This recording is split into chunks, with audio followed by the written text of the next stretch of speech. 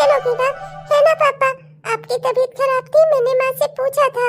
माँ ने कहा था कि आप हॉस्पिटल में हैं और जल्दी ही आ जाएंगी। मैं तब से आपका इंतजार कर रही थी। मैंने आपके लिए गेट वेल सून वाला कार्ड भी बनाया है पापा, मैं आपको दिखाऊंगी। हाँ चलो आसी बेटा, अब रात हो गई है ना, पापा हॉस्पिटल से अभी अभी घर आए हैं, इन्हें भी खाने पीने दो, आराम करने दो, इनकी दवाइयों का समय हो गया है। आप चलो, आप चलकर अपना खाना वाना खाओ और अपना भी आराम करो, कल सुबह आपको स्कूल के लिए निकलना है ना। चलो जल्दी। मम्मा, मुझे आज पापा के साथ ही सोना है, मैं यहीं रहूंगी, प्लीज ना मम्मा, मुझे पापा को कार्ड दिखाना है, मैंने कार्ड बनाया था पापा के लिए, गेट वेल सून वाला। अरे बच्ची जिद कर रही है ना, रहने दो, कोई बात नहीं, यहीं पर खाना ले आ दो, यहीं पर खा लूंगा और यहीं पे दवाइयाँ भी खा लूंगा। अरे हाँ, आप तो दवाइयाँ यहीं पर खा लेंगे, पर इसके ना सोने जागने का टाइम बिगड़ जाएगा, फिर कल सुबह इन महारानी की आंख नहीं खुलेगी स्कूल जाने के लिए।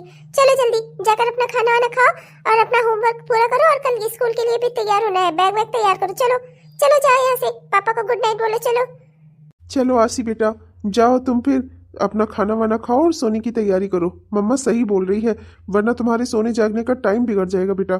जाओ, गुड नाइट बेटा, मैं कल तुम्हारे कार्ड देख लूंगा दिन में।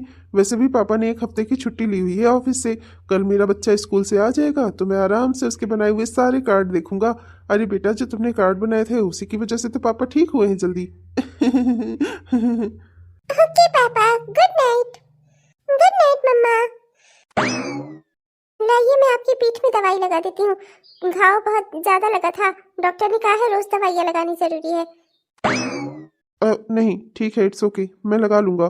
तुम जाओ, जाकर आसी की देखभाल करो, उसे सुला दो। आपकी इस तरह के व्यवहार का कारण मैं अच्छे से जानती हूँ। मैं जानती हूँ कि आप हमारे रिश्ते को अभी तक स्वीकार नहीं कर पाए हैं, मैं ये बात अच्छे से जानती हूँ। अपने बीती हुई जिंदगी को भुलाकर आगे बढ़ पाना हर किसी के लिए संभव नहीं होता, मेरे लिए भी नहीं है। मैं आपसे सच कह रही हूँ, मुझे भी बहुत मुश्किल हो रही है, मैं भी जिंदगी में अपने बीते हुए पलों को भूलकर जिंदगी में आगे बढ़ नहीं पा रही हूँ। मैं भी ये अच्छे से जानती हूँ कि जो गुजर गया है वो दोबारा मुझे नहीं मिल सकता। मैं जानती हूँ जिंदगी में आगे कदम बढ़ाना मुश्किल है, पर फिर भी मैं ये करना चाहती हूँ क्योंकि ये करना जरूरी है। हम बीते हुए दिनों में अपने हमेशा जिंदा नहीं रह सकते, हमें अपने वर्तमान के लिए जीना ही होगा। वो लोग जो हमसे जुड़े हैं, जिनकी हमसे कुछ उम्मीदें हैं, उनकी उम्मीदें पूरा करना हमारा फर्ज है और उनके प्रति भी हमारा फर्ज है, हमें उन्हें खुश रखना चाहिए। हम अपने भूतकाल में हमेशा नहीं जी सकते और जो बीत गया वो हमें वापस फिर से नहीं मिल सकता। ये बात मैं अब समझ चुकी हूँ और मैं जिंदगी में आगे बढ़ने की कोशिश कर रही हूँ। यकीन मानिए आप, मेरे लिए भी बहुत मुश्किल है, पर मैं अपनी बेटी के लिए, आपकी माँ के लिए ये करने की कोशिश कर रही हूँ। प्लीज प्लीज समझने की कोशिश करिएगा आप भी। उस बात को गुजरे हुए 8 साल हो चुका है और आप जानते हैं अच्छे से, जो हम खो चुके हैं वो हमें वापस नहीं मिल सकता। आई एम सॉरी, प्लीज मुझे माफ कर देना। मैं जानता हूँ कि मैं भूतकाल में हमेशा नहीं जी सकता, मुझे वर्तमान को चुनना ही होगा, पर प्लीज अभी थोड़ा मुझे समय दे दो। मैं जानता हूँ कि ऐसा करना गलत है, मैंने तुम्हारी और अश्विनी की जिम्मेदारियां उठाने का वादा किया था तुमसे, पर देखो मुझे अभी ये सब कुछ एक्सेप्ट करने में थोड़ा समय लगेगा। प्लीज मेरी बात को समझने की कोशिश करो। जिंदगी में कुछ घाव ऐसे होते हैं जो हम किसी से कह नहीं सकते और वो अंदर ही अंदर हमें खाते रहते हैं। कुछ चीजें ऐसी होती हैं जो हमसे जुड़ी होती हैं, उन्हें हमने खुद से अलग करना ही सबसे बड़ी जरूरत होती है जिंदगी की। कुछ ऐसा है जो मुझे जिंदगी में आगे नहीं बढ़ने दे रहा है, मुझे उसे खुद से अलग करना ही होगा। बस उसके लिए मुझे थोड़ा समय दे दो। एक बार ये हो गया ना, तो फिर शायद मैं अपनी जिंदगी में आगे बढ़ पाऊंगा। उम्मीद करता हूँ कि तुम मेरी बात को समझोगी। मैं जानती हूँ, मैं समझती भी हूँ। देखिए, मैं बस इतना चाहती हूँ कि पति पत्नी बनने से पहले हम एक अच्छे दोस्त बने, जो अपनी जिंदगी की हर बातें एक दूसरे से शेयर कर सकें। मेरी जिंदगी का तो सब कुछ आपको पता है, पर मुझे लगता है शायद आपकी जिंदगी का कुछ हिस्सा ऐसा है जो मैं नहीं जानती। अगर आप मुझे इस लायक समझें, अपनी अच्छी और सच्ची दोस्त समझें, तो आप मुझे जरूर बताइएगा। मैं हमेशा सुनने के लिए तैयार रहूंगी। अच्छा, अभी मैं आपके लिए खाना लेकर आती हूँ, दवाई खा लीजिए, समय हो गया है। ठीक है, ले आओ। मैं जानती हूँ अमित जी, आज से 8 साल पहले आपने मुझसे शादी तो कर ली, पर आप इस रिश्ते को आज तक एक्सेप्ट नहीं कर पाए हैं और मैं भी अपनी बीती हुई जिंदगी को अभी तक भुला नहीं पाई हूँ। पर मैं अब अपनी बीती हुई जिंदगी को भुलाकर आगे बढ़ना चाहती हूँ, क्योंकि मुझे इस बात का एहसास हो गया है कि अपनी बीती हुई जिंदगी में मैं हमेशा नहीं जी सकती, और मैं करूँ ही क्या। मेरे पास दूसरा और कोई रास्ता भी नहीं है, क्योंकि मरने वालों के साथ हम मर नहीं सकते। जिंदगी में आगे बढ़ना ही हमारे जीने का मकसद होता है, हमें उनके लिए जीना होता है। जो हमारे आसपास होते हैं, जो हमसे जुड़े होते हैं। मुझे उम्मीद है कि आप भी एक दिन ये बात जरूर समझेंगे। मुझे लगता है कि आपकी जिंदगी का भी कोई ना कोई हिस्सा ऐसा जरूर है जो आपको तकलीफ दे रहा है, बस मैं उसके बारे में नहीं जानती। बस भगवान करे कि आप भी अपने उस रिश्ते से या उस बंधन से आजाद हो सकें, और जिस दिन आप आजाद हो गए ना, हम एक शादीशुदा पति पत्नी की तरह अपनी जिंदगी में आगे बढ़ पाएंगे। मुझे माफ करना स्नेहा, मैंने तुमसे शादी तो कर ली पर तुम्हारी जिम्मेदारियां मैं नहीं उठा पा रहा। मुझे माफ करना, मैं तुम्हारी उम्मीदों पर खरा नहीं उतर पा रहा। मुझे माफ करना। 8 साल पहले जिंदगी ने हमें जो घाव दिए उससे तुम्हारा मेरा रिश्ता तो बन गया, पर मैं इस रिश्ते को निभा नहीं पा रहा हूँ। गलती शायद मेरी ही है। मैं हर ओर से अपनी जिंदगी में फेल हूँ। ना तो मैं एक अच्छा प्रेमी बन पाया, ना ही एक अच्छा पति, और ना ही एक अच्छा बाप बन पा रहा हूँ। जिंदगी में शायद मेरी ही कमियां हैं जो मुझे ही चुभन दे रही हैं, और इस साथ साथ में मेरे तुम भी जल रही हो, तुम भी भुगत रही हो। प्लीज मुझे माफ कर देना स्नेहा, गलती मेरी ही है, पर भुगत तुम भी रही हो, मान्यता भी रही है। क्या बात कर रही है? तू सच कह रही है? वो वही था, अमीर ही था वो, और उसे अपने किए पर जरा भी कोई पछतावा नहीं था। एक बार भी उसने तुझसे माफी नहीं मांगी। हाँ, तू सच कह रही है? 8 सालों बाद भी उसके चेहरे पर सिकन तक नहीं थी कि उसने तुझे धोखा दिया था? ना रही यार, मुझे भी उससे कोई एक्सपेक्टेशन नहीं है, कोई उम्मीद नहीं है मुझे उससे। भले वो मुझसे माफी मांगे या ना मांगे, उसकी मर्जी। वो इंसान था ही धोखेबाज। गलती तो मेरी थी जो मैंने उसके ऊपर भरोसा किया। बचपन से उसे चाहा, बचपन से उससे प्यार किया, और बड़े होकर मैंने सोचा था कि हम दोनों एक दूसरे के साथ शादी करेंगे और अपने रिश्ते को आगे बढ़ाएंगे। मेरी ही गलती थी सारी। उसने सिवाय धोखे के मुझे कुछ नहीं दिया है। तो देख मेरी ओर, क्या सच में तुझे अभी भी उससे कोई उम्मीद नहीं थी? फिर तूने उसकी जान क्यों बचाई? क्यों तो रात भर रुकी रही हॉस्पिटल में? जबकि कोई और मरीज होता तो उसे जूनियर डॉक्टरों के भरोसे छोड़कर चली आती ना। एक बार उसके खतरे में बाहर होने के बाद भी तो क्यों रुकी रही हॉस्पिटल में? क्यों तो उसके होश में आने का इंतजार करती रही? बता मुझे, उसे इस हालत में देखकर क्यों घबरा गई थी? तो क्यों परेशान हो गई थी? अगर तुझे उससे कोई उम्मीद नहीं है, तो उसे भूल गई है, तो फिर ये सब क्यों किया तूने? क्यों फिर तो किसी और से शादी नहीं कर लेती? बता मुझे, तू तो उससे नफरत करती है ना? फिर क्योंकि वो मेरे बचपन का प्यार है। बहुत प्यार करती थी मैं उससे, और आज भी शायद करती हूँ। मैं उससे जानना चाहती थी। मुझे लगा था होश में आने के बाद वो मुझे बताएगा कि ऐसी कौन सी मजबूरी थी जो उसने मेरे साथ ऐसा किया। ऐसा क्या था जो जिसने उसे ये करने पर मजबूर किया। पर कोई मजबूरी होती तब तो वो मुझे बताता। कोई मजबूरी थी ही नहीं। मैं ही बेवकूफ हूँ। मैं उससे प्यार करती थी और वो मुझे बेवकूफ समझता था। इसीलिए तो उसने मुझे छोड़कर एक अच्छी खासी लड़की के साथ अपना घर बसा लिया। तुम्हें मालूम है, उसकी बीवी आई थी, बहुत रो रही थी और बहुत परेशान भी थी अपने पति को लेकर। मुझे अच्छे से समझ में आ गया है, वो अपनी जिंदगी में आगे बढ़ गया है। गलती मेरी है जो मैं नहीं बढ़ पा रही हूँ। ना जाने क्यों मेरे मन में अभी भी किसी कोने में ये बात होती है कि हो ना हो उसकी कोई मजबूरी जरूर रही होगी। एक बार मैं उसकी मजबूरी के बारे में जानना चाहती हूँ। मान्यता, मैं तुझे एक बात कहूँ, तेरी दोस्त होने के नाते बोल रही हूँ। अब वो शादीशुदा एक इंसान है, उसकी एक बेटी है, उसका घर परिवार है। समझने की कोशिश कर, वो अपने परिवार में सुखी है, और मुझे लगता है कि अब तुझे भी उसे भूल जाना चाहिए। अब जब वो अपने परिवार का हो गया है, तो तू बेकार में उसके बारे में सोचती है। मुझे लगता है तुझे अपने मन को समझाना चाहिए। जिस रिश्ते में तू आगे बढ़ना चाहती है ना मान्यता, तुझे सिवाय दुख के और कुछ नहीं मिलेगा। मान ले अगर वो तुझे कोई सफाई या कोई मजबूरी बता भी देता, तब भी तो उसके साथ अपना कोई भी रिश्ता आगे नहीं बढ़ा सकती थी ना, क्योंकि अब वो समाज में एक शादीशुदा और प्रतिष्ठित आदमी है, जिसकी एक बीवी है और उसकी एक बेटी है। समझ रही है ना मेरी बात? तेरी भलाई उसे भूल जाने में ही है। उसने तेरे साथ जो भी किया हो मजबूरी में या अपनी खुशी से, वो ये मायने नहीं रखता। मायने ये रखता है कि अब उसकी शादी हो चुकी है और उसका एक परिवार है, और तू उसके लिए एक दूसरी औरत है। समझ रही है ना मेरी बात? मान्यता, तू मेरी दोस्त है, इस नाते ही तुझे भूल रही हूँ। अपनी जिंदगी को बर्बाद मत कर। तो एक अच्छी पढ़ी लिखी डॉक्टर है, तुझे हजारों लड़के मिल जाएंगे। भूल जा उसे, वो अब तेरा नहीं हो सकता। उसका अपना परिवार है, समझने की कोशिश कर और भूल जा। वो अब चाहे जैसा भी हो, चाहे जिस भी हालातों में हो, पर अब वो तेरा कभी नहीं हो सकता, क्योंकि वो एक शादीशुदा इंसान है। समझ ले मेरी बात। मेरी सलाह मान और तू भी अपनी जिंदगी में आगे कदम बढ़ा। अंकल आंटी तेरे लिए बहुत परेशान है, रिश्तों की लाइन लगा रहे हैं वो तेरे लिए। किसी एक अच्छे से लड़के को पसंद कर ले और उसके साथ अपनी जिंदगी में आगे बढ़। समझ मेरी बात को। वो तुझे भूलकर अपनी जिंदगी में आगे बढ़ चुका है मान्यता। 8 साल हो गए हैं इस बात को, और कितना इंतजार करेगी तू? हाँ, तुझे क्या लगता है अपनी बीवी और बेटी को छोड़कर वो तेरा हो जाएगा?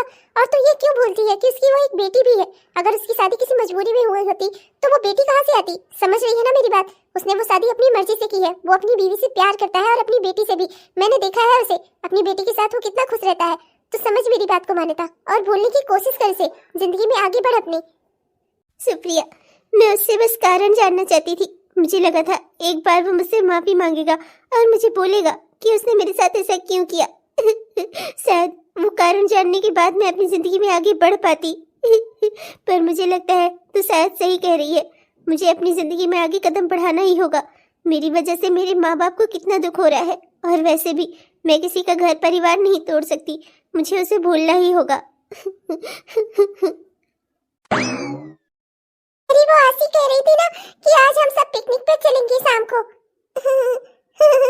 अरे आपकी तबीयत तो ठीक नहीं थी अभी तो आपने कहा था आपने ऑफिस से एक वीक के लिए छुट्टी ली है, और आप यूं तैयार होकर कहाँ जा रहे हैं? वो कहीं नहीं, बस एक ज़रूरी काम याद आ गया था, वहीं जा रहा हूँ। 2-3 घंटे में वापस आ जाऊंगा। शाम को हम सब चलेंगे बाहर घूमने। जरूरी काम? पर अभी तो आपकी तबीयत ठीक नहीं थी, अभी कुछ दिनों तक आप आराम कर लेते, और ऑफिस से भी आपने छुट्टी ली हुई है। ऑफिस के लोग भी तो आए थे आपको देखने, उन्होंने भी तो कहा था कि अभी आप ऑफिस से नहीं आए हैं, आप घर पर रहकर आराम कर सकते हैं। फिर आप कहाँ जा रहे हैं? नहीं, एक ज़रूरी काम था जिसे आज से बहुत समय पहले ही मुझे ख़त्म कर देना चाहिए था, पर मैंने वो किया नहीं, वही करने जा रहा हूँ। 2-3 घंटे में वापस आ जाऊंगा। आसी को बोलना और तुम भी तैयार रहना, हम आते ही घूमने फिरने चलेंगे, ठीक है? जब से आपका एक्सीडेंट हुआ है आपके व्यवहार में काफी बदलाव आ गया है। पिछले 8 सालों में मैंने ऐसा आपको पहले कभी नहीं देखा, जैसा मैं आज आपको महसूस कर रही हूँ। ऐसा लग रहा है जैसे कुछ है जो आपको पीछे की ओर खींच रहा है, न जाने ही क्या बात है। बस भगवान करे कि सब कुछ ठीक रहे। बस मैं तो यही चाहती हूँ कि मेरी बच्ची से उसका बाप न छीने, और मुझसे मेरा पति, मेरा परिवार यूं ही बना रहे। बस यही एक इच्छा है मेरी। मैं जानती हूँ आप इस रिश्ते में खुश नहीं है, मैं जानती हूँ, दुखी हूँ मैं भी, पर मैं अपना दुख किससे कहूँ? आज से 8 साल पहले जो कुछ हुआ उसे एक्सेप्ट करना आपके लिए जितना मुश्किल है उतना मेरे लिए भी है। मैं तो मर जाना चाहती थी, अगर मेरी कोख में मेरी बेटी ना होती तो मैं तो मर ही गई होती। पर मैं जीना चाहती हूँ सिर्फ अपनी बच्ची के लिए। मैं बस इतना चाहती हूँ कि मेरी बच्ची से उसका कुछ भी न छीने। हाँ, मैं स्वार्थी हूँ और बन गई हूँ मैं स्वार्थी, पर अपनी बेटी के लिए। मैं नहीं चाहती मेरी बच्ची का परिवार कोई छीने। शायद एक पल को मैं आपकी भी खुशियाँ भूल जाना चाहती हूँ, अपनी भी। बस मुझे मेरी बेटी की खुशियाँ चाहिए, मेरा परिवार चाहिए। अगर कोई मुझे स्वार्थी कहे तो हाँ हूँ मैं स्वार्थी। और शायद दुनिया की हर औरत स्वार्थी होती है। 8 साल पहले मैंने भी बहुत कुछ खोया था, पर अब मैं जीना चाहती हूँ अपनी बच्ची के लिए। मैं चाहती हूँ मेरी बेटी की जिंदगी में सारी खुशियाँ हो। मैं कुछ गलत तो नहीं चाहती, एक माँ होने के नाते मेरी यही ख्वाहिश है। तुम यहाँ क्यों आए हो? ये मेरे काम की जगह है, यहाँ मैं अपने मरीजों को देखती हूँ। तुम जैसे फालतू लोगों के लिए यहाँ पर कोई समय नहीं है मेरे पास। चलो जाओ यहाँ से और मेरे मरीजों को आने दो। चलो निकलो यहाँ से। सारे मरीज यहाँ आ चुके हैं, मैंने बाहर बहुत देर वेट किया है। सारे मरीज जा चुके हैं, अब एक भी मरीज बाकी नहीं है, और जो मरीज बचे थे वो डॉक्टर रजत के पास गए हैं। तुम्हारे लिस्ट में एक भी मरीज अब बचा नहीं है। मुझे तुमसे ज़रूरी बात करनी थी, इसलिए मुझे यहाँ पर आना पड़ा, क्योंकि मैं अच्छे से जानता था मैं अगर तुम्हें कहीं बुलाता तो तुम वहाँ पर नहीं आती, है ना? मैं यहाँ पर भी तुमसे कोई बात नहीं करूंगी। चलो निकलो यहाँ से, मुझे तुमसे कोई बात नहीं करनी। 8 साल बाद तुम मुझसे बात करने आए हो? किस चीज की बात करनी है तुम्हें? हाँ, कि तुमने मुझे क्यों छोड़ा? क्योंकि मैं तुम्हें पसंद नहीं थी, यही बताने आए हो मुझे? नहीं सुनना मुझे, जाओ यहाँ से, चले जाओ। देखो मान्यता, मेरी ओर देखो, और ये हॉस्पिटल है और यहाँ तुम एक रिस्पेक्टेड डॉक्टर हो। मैं नहीं चाहता यहाँ पर कोई तमाशा हो। मुझे तुमसे बात करनी है और तुम्हें मुझसे बात करनी ही होगी। अगर तुम सीधे से चलती हो तो ठीक है, वरना अगर तुम चाहती हो कि यहाँ पर कोई तमाशा हो तो वो भी ठीक है, वरना तुम मेरे साथ सीधे से चलो बाहर। मुझे तुमसे बाहर अकेले में बात करनी है, चलो यहाँ से। तुम इन 8 सालों बाद मुझे धमकी देने आए हो? हाँ, क्या चाहते क्या हो आखिर तुम? तुमसे बात करना चाहता हूँ मान्यता, प्लीज प्लीज मेरी बात समझने की कोशिश करो। मान्यता, इस समुद्र को देख रही हो? जितना बाहर से ये शांत है ना, उतना ही अंदर इसकी उथल पुथल मची होती है। समझ रही हो मान्यता तुम? यकीन नहीं होता सच में, कोई इतना नीच और गिरा हुआ कैसे हो सकता है कोई इंसान? तुम यहाँ हॉस्पिटल से मुझे समुद्र दिखाने लाए हो? 8 साल बाद तुम्हें मुझसे यही बात करनी थी? हाँ मान्यता, 8 साल पहले जो हुआ ना, उसमें सरासर मेरी गलती थी, मैं मानता हूँ। प्लीज मुझे माफ कर दो उस गलती के लिए, और मुझे माफ करके अपनी जिंदगी में आगे बढ़ जाओ। मेरे लिए भी तुमसे ये कहना बहुत मुश्किल हो रहा है, पर यह कहना जरूरी भी है। प्लीज मेरा इंतजार मत करो और ना ही मेरी किसी बात का, सच में। तुम होते कौन हो मुझे सलाह देने वाले? अपनी जिंदगी में मुझे क्या करना है क्या नहीं ना, वो मैं अच्छे से समझ सकती हूँ। तुम्हारी जरूरत नहीं है मुझे। तुम तो मुझे छोड़ चुके हो ना 8 साल पहले, तो अब क्यों परेशान हो रहे हो? अब 8 साल बाद मैं अपनी जिंदगी का चाहे जो करूँ। होते कौन हो तुम मुझे कोई राय देने वाले? हाँ, मेरे दोस्त हो, मेरे बाप हो, मेरे भाई हो क्या तुम? हाँ बोलो। मुझे तुमसे कोई बात नहीं करनी। मुझे अपनी जिंदगी में आगे बढ़ना है या पीछे लौटना है वो मेरी जिम्मेदारी है। मेरा अपना मन है, मेरा अपना मकसद है। तुमसे कुछ भी जानने की जरूरत नहीं है मुझे। तुम क्या मुझे अभी भी वो बेवकूफ इंसान समझते हो जो तुम्हारे प्यार में पागल था? तुम्हें पता भी है जब तुमने मुझे छोड़ा था मेरी क्या हालत थी? उस हालात से अब मैं वाकिफ हो चुकी हूँ। उस हालात से मैं बाहर आ चुकी हूँ। अब मुझे किसी के सहारे की जरूरत नहीं है, तुम्हारे भी नहीं। जब तुमने 8 साल पहले मुझे छोड़ने से पहले नहीं सोचा कि मैं जीऊं या मरूं, तो अब क्यों आए हो? हाँ, क्यों आए हो मेरी जिंदगी में वापस? मैं चाहे जो करूं अपनी जिंदगी का, तुम होते कौन हो बोलने वाले? हाँ, 8 साल पहले तुमने मुझे जो दर्द दिया था वो क्या कम है जो मेरी जिंदगी में बार बार लौट आते हो अपनी शक्ल लेकर? हाँ, क्यों मुझे नहीं छोड़ देते मेरे हाल पर? क्यों मुझे जीने नहीं दे रहे हो तुम? हाँ, बचपन से प्यार किया था तुमसे। 8 साल पहले तुमने मुझे छोड़ने से पहले एक बार भी नहीं सोचा। चुपचाप से जिससे दिल किया उससे शादी कर ली, घर बसा लिया अपना। एक बार भी नहीं सोचा मेरे बारे में ये मुझे कैसा लगेगा। हाँ, इतने समय तक तुमने मुझे धोखे में रखा। बचपन से जिस इंसान से प्यार किया वो धोखा निकला मेरी जिंदगी का। सबसे बड़ा धक्का थे तुम। अगर इस धक्के को खाकर मैं जी सकती हूँ ना, तो आगे मैं अपनी जिंदगी में कुछ भी हासिल कर सकती हूँ, समझे तुम? मुझे तुम्हारे सहारे की जरूरत नहीं है। वो लड़की, वो मान्यता, वो मर गई जो तुमसे प्यार करती थी, समझे तुम? क्यों लौट आते हो बार बार मेरी जिंदगी में मेरे दुख को कुरेदने? हाँ, क्यों मेरे जख्मों को हरा करते हो बार बार? क्यों मुझे सुकून से जीने नहीं देते तुम? हाँ मान्यता, यकीन मानो मेरा मान्यता, तुम्हें भूलाना मेरे लिए भी बहुत मुश्किल था। मैं नहीं कर पा रहा था। तुम यकीन मानो मेरा, मैंने खुद को मार कर ये काम किया है। प्लीज मेरी बात समझने की कोशिश करो। 8 साल पहले मैं एक ऐसे हालात में फंसा ना कि निकल ही नहीं पाया। मेरे पीछे 2 जिंदगियों का सवाल था। मैं क्या करता मान्यता, मैं क्या करता? तुम्हें बुलाने के चक्कर में मैंने खुद को मार दिया। और आज जब 8 साल बाद तुम्हें वापस से उसी रास्ते पर खड़ा देखा ना, तो मुझे ऐसा लगा कि मैं तुम्हारा गुनहगार हूँ। मैंने तुम्हें उस जगह पर छोड़ा जहाँ तुम आज भी खड़ी हो। मान्यता, मैं बस इतना चाहता हूँ कि तुम मुझे भूलकर अपनी जिंदगी में आगे बढ़ जाओ। शायद मैं तुम्हारे काबिल कभी था ही नहीं। मैं तुम्हारे प्यार के लायक नहीं था मान्यता। भूल जाओ मुझे।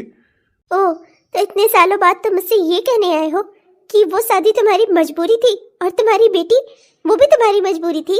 हाँ, तुम्हें किसने मजबूर किया था बताओ मुझे। हाँ, जब हमारे घर वाले इस रिश्ते के लिए तैयार थे, तुम्हारे घर वाले तैयार थे, मेरे घर वाले तैयार थे, फिर ऐसा कौन सा तूफान आया जिसने तुम्हें मजबूर किया कि तुम एक लड़की के साथ शादी करो, वो भी सिर्फ 4 दिन के अंदर? हाँ, बताओ मुझे, कौन सी मजबूरी थी ऐसी जो तुम मुझसे शेयर नहीं कर पाए? तुम तो मुझसे अपने मन की हर बात शेयर करते थे ना, फिर इसे क्यों नहीं कर पाए? क्या ऐसी मजबूरी थी? हाँ, और तुम्हारी बेटी, तुम दोनों के प्यार की निशानी, वो क्या है बताओगे मुझे? हाँ, कौन सी मजबूरी है तुम्हारी बेटी? तुम मुझे भूल गए, इसमें किसकी गलती थी बताओ मुझे, मेरी या तुम्हारी? हाँ, किसकी मजबूरी थी? हाँ, मेरी या तुम्हारी? बताओ मुझे, किसने मजबूर किया था तुम्हें? किसने कहा था कि मुझे छोड़कर 8 साल पहले तुम किसी और लड़की से शादी कर लो? हाँ, बोलो मुझे, बोलो। तुम्हारी माँ ने, तुम्हारे पिताजी ने, किसने कहा था? बताओ मुझे। मान्यता प्लीज। तो फिर क्या मजबूरी थी तुम्हारी? बताओ मुझे, किसने मजबूर किया था तुम्हें? तुम्हारी बीवी ने? हाँ, सच सच बताओ मुझे, कहीं वो बच्ची तुम्हारे प्यार की नहीं, तुम्हारे पाप की निशानी तो नहीं थी? मान्यता, तुम मेरे बारे में कुछ भी बोलो पर आसी को बीच में मत लाना। ओह, तो बेटी से तुम्हें इतना प्यार है तो उसकी माँ से कितना होगा, समझ सकती हूँ मैं। फिर यहाँ क्यों आए हो मुझे कुछ भी बोलने के लिए? हाँ, तुम्हारे जो दिल में आए सो करो, अपने परिवार में रहो ना। क्यों बार बार मेरे जख्मों को कुरेदने आते हो या देखने आते हो कि तुम्हारे छोड़ने के बाद मैं जिंदा हूँ या मर गई? हाँ, चले जाओ यहाँ से, और आइंदा से मुझसे मिलने की, मुझसे बात करने की कोशिश मत करना। मतलब कि मैं सही थी, वो बच्ची तुम्हारी और उस औरत के प्यार की नहीं, पाप की निशानी है। वही एक मजबूरी थी जिसकी वजह से तुम दोनों को शादी करनी पड़ी, है ना? तो इसमें छिपाने वाली क्या बात है? खुशी खुशी बताओ ना कि इधर उधर मेरे ना रहने पर यहाँ तुम इधर उधर मुंह मार रहे थे, और जब वो लड़की प्रेग्नेंट हो गई तो तुम्हें उससे शादी करनी पड़ी, है ना? मान्यता, कैसे समझाऊं तुम्हें? अब मुझे लगता है मुझे तुम्हें सारी सच्चाई बतानी ही होगी।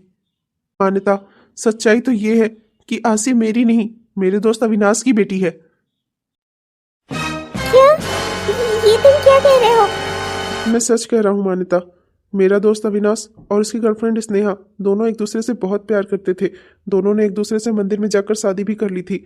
अविनाश स्नेहा के घर वालों से उसका हाथ मांगने जाना चाहता था, पर अभी वो सिर्फ एक प्राइवेट जॉब कर रहा था और उसने पीसीएस का प्री वाला एग्जाम दिया था। मेंस में भी तैयारी कर रहा था और वो एग्जाम देने ही वाला था। वो चाह रहा था कि एक बार मेंस क्लियर हो जाए, फिर वो स्नेहा के घर वालों से जाकर उसका हाथ मांग लेगा। लेकिन इससे पहले ही अचानक से ही ना जाने अविनाश कहाँ गायब हो गया। हमने उसे बहुत ढूंढा। स्नेहा तो टूट चुकी थी और वो अविनाश के बिना जीना नहीं चाहती थी। उसने बहुत बार सुसाइड की भी कोशिश की थी और फिर हमें पता चला कि स्नेहा प्रेग्नेंट है, वो माँ बनने वाली है। जब ये बात स्नेहा के घर वालों को पता चली तो समाज की तरह उन्होंने भी उसका त्याग कर दिया और उन्होंने उससे कहा कि वो एक कुंवारी माँ बनने जा रही है, जो कि एक पाप है। पूरा समाज उसे धिक्कारने लगा। मेरे पास दूसरा और कोई रास्ता नहीं था सिवाय उस बच्चे को एक बाप के नाम को देने के अलावा, वरना ना आज स्नेहा जिंदा होती, ना ही वो बच्ची आसी। मैंने अपने दोस्त के लिए किया क्योंकि एक बच्चे को एक बाप का सहारा चाहिए था, इसलिए मैंने अपने रिश्ते की कुर्बानी दे दी, आसी के लिए और अपने दोस्त के लिए। सच कह रहा हूँ, मेरा कहा हुआ एक एक शब्द सही है। प्लीज मुझे माफ कर देना। मैंने ये कुर्बानी तो दे दी, पर मैं भूल गया कि मैं तुमसे बिना मांगे ही तुमसे भी मैं ये कुर्बानी दिलवा रहा हूँ, बिना तुम्हारी किसी इजाजत के। मैंने तुम्हें भी कुर्बान कर दिया अपने दोस्त की दोस्ती में। प्लीज मुझे माफ कर देना। मैंने बहुत बड़ा अनर्थ किया, बहुत बड़ा पाप किया। तुम्हारी जिंदगी के बारे में मैंने सोचा ही नहीं। उस समय मैंने सिर्फ स्नेहा के और उसके होने वाले बच्चे के बारे में सोचा और अपने दोस्त के बारे में सोचा। मुझे लगा था कि एक आध साल में वो शायद वापस आ जाए, पर उसका आज तक कुछ अता पता नहीं है। मान्यता, हो सके तो मुझे माफ कर देना। मैं जानता हूँ मैंने बहुत बड़ा पाप किया है, तुम्हारे साथ धोखा किया है। एक जान बचाने के लिए मैंने तुम्हारी जान को संकल्प कर दिया। मैंने सोचा ही नहीं तुम्हारे बारे में। बस यही कहना था तुमसे। अब जो भी हो, मजबूरी हो या जो भी रहा हो, मेरी शादी हो चुकी है और आसी मेरी बेटी है। मैं अपनी जिंदगी में आगे बढ़ना चाहता हूँ, पर मैं चाहता हूँ कि उससे पहले तुम अपनी जिंदगी में आगे बढ़ जाओ।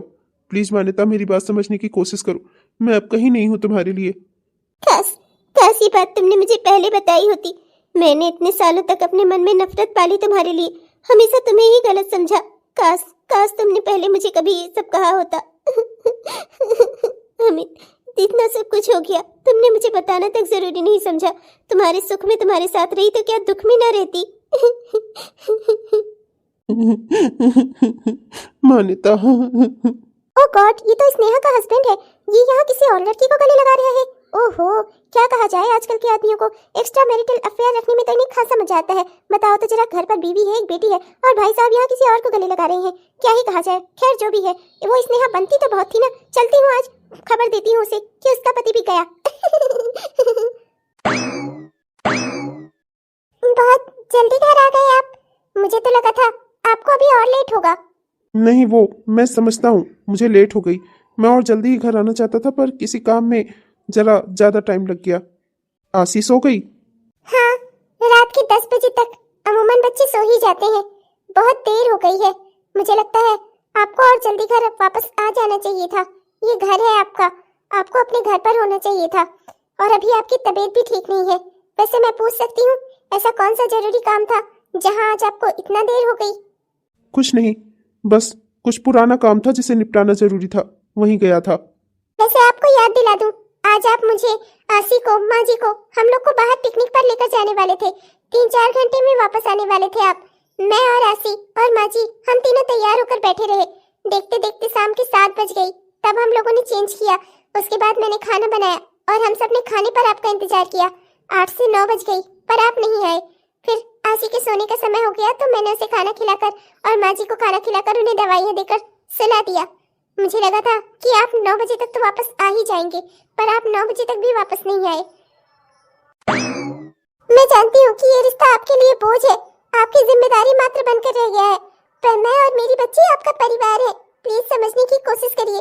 मानती हूँ जिंदगी में सब कुछ वैसा नहीं होता जैसे हमने सोचा होता है। ये बात मुझसे और आपसे बेहतर कौन समझ सकता है, पर जिंदगी में जो भी हो जाए ना, हमें उसी में जीना चाहिए। एक बार मेरी बात को समझने की कोशिश करिएगा।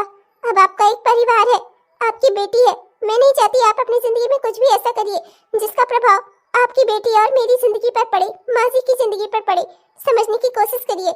मैं ऐसा कुछ भी नहीं कर रहा, और प्लीज मुझे बार बार यूँ टोकना बंद करो। मैं जानता हूँ कि मुझे अपनी जिंदगी में क्या करना है और क्या सही है क्या गलत है। प्लीज। नहीं, भटकने नहीं दूंगी। अब जो भी है, मैं अपनी बच्ची से उसका परिवार नहीं छीनने दूंगी। नहीं, बहुत हो गया, बहुत कुछ खोया है मैंने अपनी जिंदगी में। अब बस बहुत हो गया। अब जो कुछ भी मेरा है वो मेरा ही रहेगा, उसके लिए मुझे चाहे जो भी करना पड़े। आपको भटकाने वाला चाहे कोई भी होगा, मुझे उसे रोकना ही होगा। ये मेरा परिवार है, मैं अपने परिवार को टूटने नहीं दूंगी, किसी के लिए भी नहीं, और किसी भी कीमत पर नहीं।